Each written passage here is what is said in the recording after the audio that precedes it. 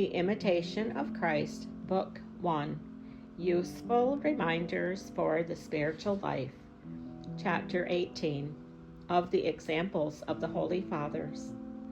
Look into the lively examples of the Holy Fathers, in whom true perfection in religion shone, and you will see what we do is very little. Indeed, it is almost nothing. Alas, what is our life, if compared with theirs? Saints and friends of Christ, they serve the Lord in hunger and thirst, in cold and nakedness, in toil and weariness, in vigils and fasts, in prayer and holy meditations, in persecutions and in many scornful insults. Oh, how many grave troubles they've suffered, the apostles, martyrs, confessors, virgins, and all the others who resolved to follow Christ. They did not care about their lives in this world as long as they might possess them in eternal life. Oh, how strict and renounced a life the Holy Fathers led in the desert. What long and heavy temptations they endured. How often they were harassed by the enemy. How many passionate prayers they offered to God. What rigorous abstinence they practiced with great zeal. What great zeal and fervor they had for spiritual growth. What courageous struggles they waged to overcome their weaknesses. What pure and upright efforts they continually make toward God. They labored throughout the day and at night. They were free for long hours of prayer, although during work they did not cease at all from mental prayer. They spent all their time profitably. Every hour free to attend to God seemed short. In the great sweetness of contemplation, they sometimes completely forgot to take care of their physical needs. They gave up all riches, dignities, honors, friends, and relatives. They clung to nothing of this world.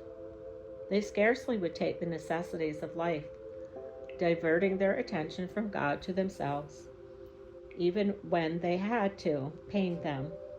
So they were poor in earthly things, but very rich in grace and virtue. Outwardly they were in want, but inwardly they were refreshed with God's grace and comfort. The world saw them as strangers, but God saw them as close and intimate friends. To themselves they seemed insignificant. The world often despised them, but in God's eyes they were precious and beloved. They were grounded in true humility. They lived in simple obedience. They walked in love and patience, and so they grew daily in spirit, and they won great grace with God.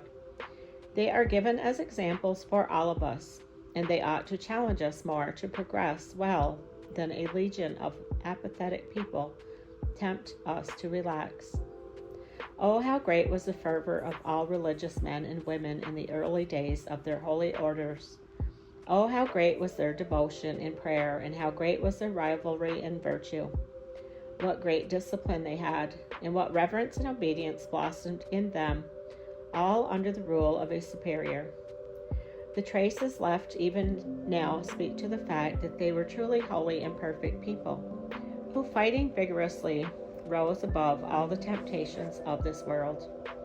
In these days, a person is thought to be great who stays out of trouble, and who patiently accepts what he has undertaken.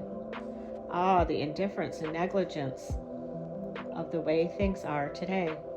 Nowadays, we quickly fall away from our first intense spiritual feelings, and out of weariness and indifference, we soon grow tired of living.